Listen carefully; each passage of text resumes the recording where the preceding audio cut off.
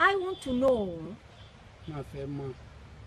does the initiation of Ogun, does it shave the head?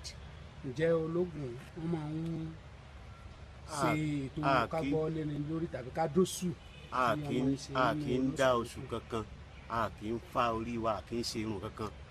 Wọ́n ní àwọn òkú, they cannot shave their head. So their initiation, they don't shave the head. Yes. What is the initiation for Ogun?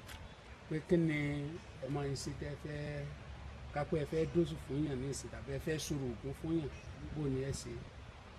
Tí a bá fẹ́ ṣòro ògùn fún yàn láti jẹ́ wípé ó di ológun, tí ọba ti dé tá a bá ti mú obì, tá a bá ti sọ obì, ǹjẹ́ ẹni yìí ológun ni? Obì ó sọ wípé ẹ fún ní ológun ni, á dá aṣọ fún aṣọ àti apìrù ọdẹ. What is the initiation? What is he talking? What he's trying to tell us is that we have kola and we have from Ogun. For Ogun, is this man or this person belong for Ogun? If Obi say yes, it means they will collect the thing like we call akperu and the wearing of hunting.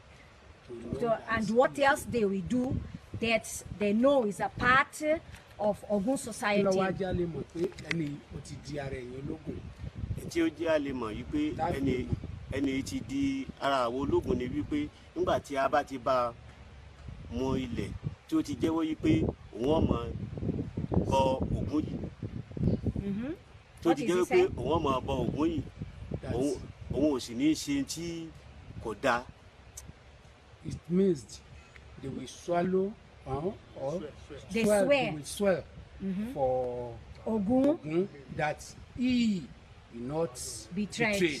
So the society of Ogun, the initiation, is a covenant. They have a swear for Ogun.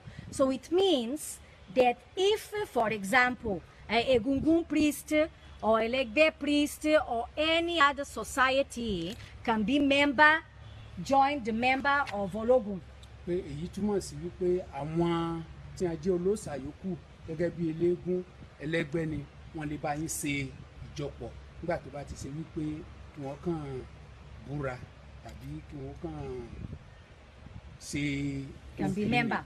Pé àwọn ò ní dalẹ̀ náà ni wọ́n ti di ara yín nù. Bẹ́ẹ̀ni.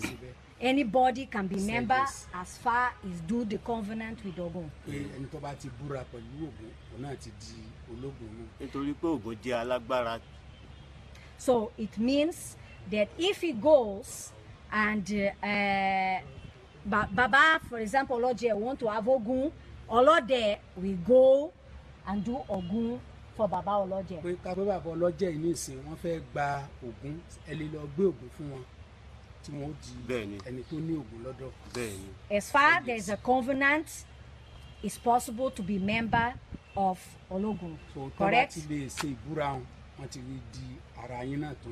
ohun tí wọ́n bá béèrè lọ́wọ́ Ògún ṣe fún wọn. So, eu tive a perguntar se como é que era a iniciação de Ogum.